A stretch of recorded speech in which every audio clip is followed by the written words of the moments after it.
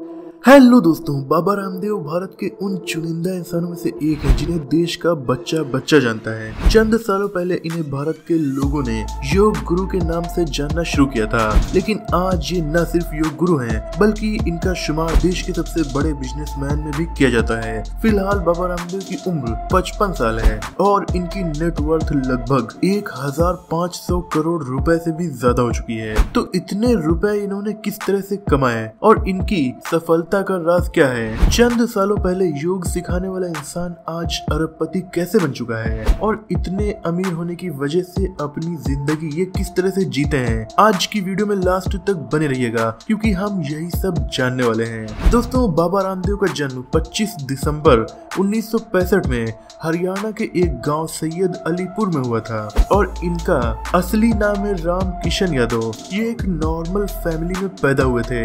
इनके पिता एक किसान थे। 8th क्लास तक इन्होंने नॉर्मल स्टडी भी की और लोकल स्कूल में पढ़ाई करते रहे, लेकिन 8th क्लास के बाद इन्होंने योग की दुनिया में कदम रखा और गुरुकुल में पढ़ना स्टार्ट कर दिया। इन्होंने आर्य समझी गुरु करमवीर से योगा को सीखना शुरू किया।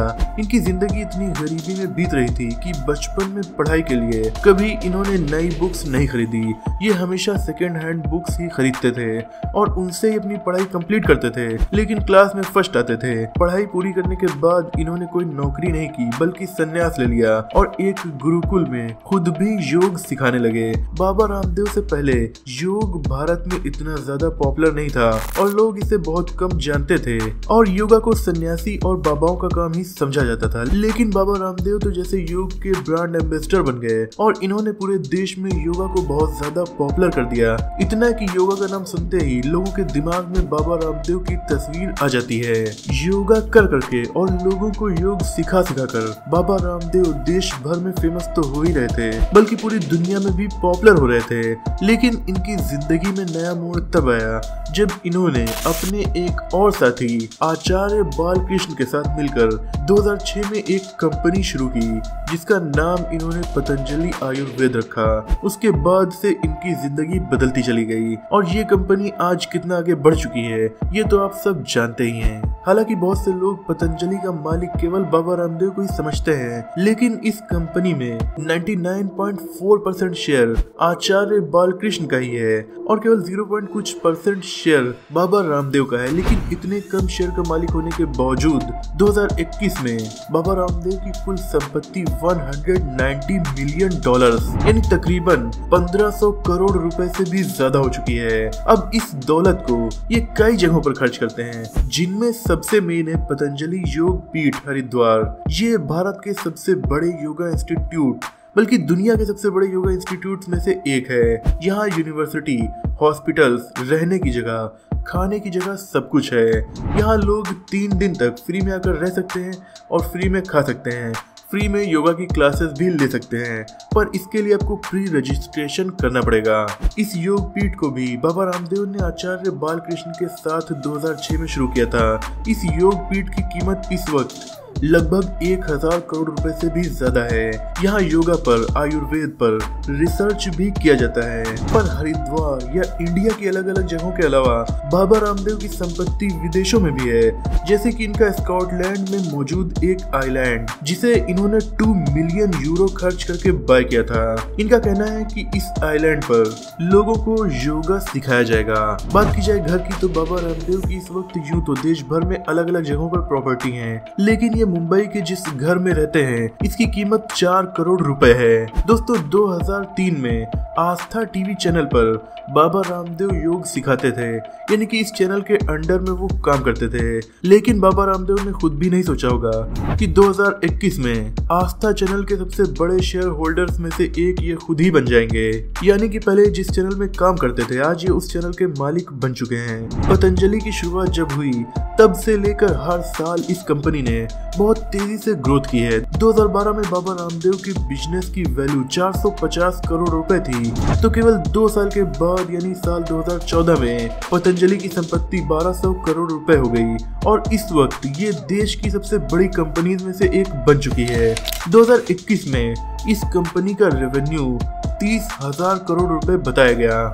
हालांकि इस कंपनी के मेन मालिक बालकृष्ण ही हैं, पर कुछ परसेंटेज भाग तो बाबा रामदेव के पास है ही, और इसी भाग से इनकी नेटवर्थ 1500 करोड़ रुपए के ऊपर पहुंच जाती है। बाबा रामदेव के घर और प्रॉपर्टी की बात तो हो गई, अब जानते हैं इनका कार कलेक्शन। ये कार कलेक्शन इतना ज्यादा शानदार है कि बॉलीवुड के एक्टर्स भी शर्मा जाए। इनके पास रेंज रोवर इवॉक है जो कि लगभग 77 लाख रुपए की कार है। इस शानदार गाड़ी से ये ज्यादातर आपको चलते हुए दिखेंगे, शायद यही इनकी फेवरेट कार भी है। इसके अलावा इनके पास जैगवार XJL कार भी है जिसकी कीमत 1 करोड़ रुपए से भी ज्यादा है। इसके अलावा इनके पास Audi, Mahindra XUV 500, Tata Safari, Mahindra Scorpio जैसी कार्स भी मौजूद हैं। आज इनके पास इतनी महंगी गाड़ियां जरूर हैं, पर 1990 के दशक में बाबा रामदेव का कहना है कि वो स्कूटर पर घर जा जाकर दवाओं को बेचा करते थे ताकि इनका खर्च चल सके। बाबा रामदेव की इतनी कमाई की वजह इनकी कंपनी की सफलता है। पतंजलि ने फूड एंड कॉस्मेटिक आइटम्स बनाकर देश के बहुत से लोगों को बेचा, और ये देश के बहुत से लोगों की पहली पसंद भी है, क्योंकि बाबा रामदेव ये समझ गए थे कि जिस तरह लोग उनकी योग को पसंद कर रहे हैं, उसी तरह उनके बताए हुए नेचुरल प्रोडक्ट को भी केमिकल प्रोडक्ट के कंपैरिजन में लोग ज्यादा पसंद करेंगे। इसीलिए लोगों के खाने पीने से लेकर उनके चेहरे पर लगाने और बॉडी पर लगाने वाले कॉस्मेटिक प्रोडक्ट्स तक सभी नेचुरल रूप से बाबा रामदेव ने बनाना शुरू किया, और फिर ये प्रोडक्ट देश भर में पॉपुलर होते चले गए। पतंजलि के ऑफलाइन स्टोर्स आपको लगभग हर शहर में देखने को मिल जाएंगे। इवन दिल्ली के एयरपोर्ट पर भी पतंजलि का स्टोर आपको देखने को मिल जाएगा। ये कंपनी आज भी काफी तेजी से आगे बढ़ रही है। लेकिन दोस्तों, बाबा रामदेव ने लाइफ में केवल सक्सेस ही हासिल नहीं की, बहुत सी कंट्रोवर्सीज का भी सामना किया है। जैसे कि 2013 में लंदन हेथ्रो एयरपोर्ट पर इन्हें एयरपोर्ट अथॉरिटी ने डिटेन कर लिया था, वो भी 8 घंटों तक। इसकी वजह आज तक कोई नहीं जानता। इसके अलावा हरिद्वार के कोर्ट ने 2016 में पतंजलि पर 11 लाख रुपए का फाइन लगा दिया था मिसलीडिंग एडवर्टाइजमेंट करने की वजह से। और जब कोविड-19 पैंडेमिक का दौर आया तो बाबा रामदेव ने कोरोनिल दवा को पेश किया और ये दावा किया कि ये कोरोना वायरस का इलाज करेगी। जून 2020 में लॉन्च होते ही जयपुर में बाबा रामदेव और 4 लोगों के खिलाफ इस दवा को लेकर FIR दर्ज करवा दी गई, और महाराष्ट्र सरकार ने इस दवा की राज्य में सेल पर ही रोक लगा दी थी। पर आयुष मंत्रालय ने इसे इम्यूनिटी बूस्टर ड्रग बताया और बाद में इसकी सेल शुरू हो गई। ऐसी ही बहुत सारी कंट्रोवर्सीज का सामना इन्हें लाइफ में कुछ दिनों पर करना पड़ा है। पर दोस्तों, एक मामूली से किसान के बेटे से लेकर 1500 करोड़ रुपए की संपत्ति तक का बाबा रामदेव का सफर काफी शानदार भी रहा है। आज की वीडियो में इतना ही। ऐसी वीडियोस अगर आपको देखना पसंद है तो हमारे चैनल को सब्सक्राइब करके बेल आइकन को प्रेस कर दीजिए। वीडियो को लाइक, शेयर और कमेंट करना मत भूलिएगा। मिलते हैं अगली वीडियो में, तब तक के लिए अपना और अपनों का ख्याल रखिए।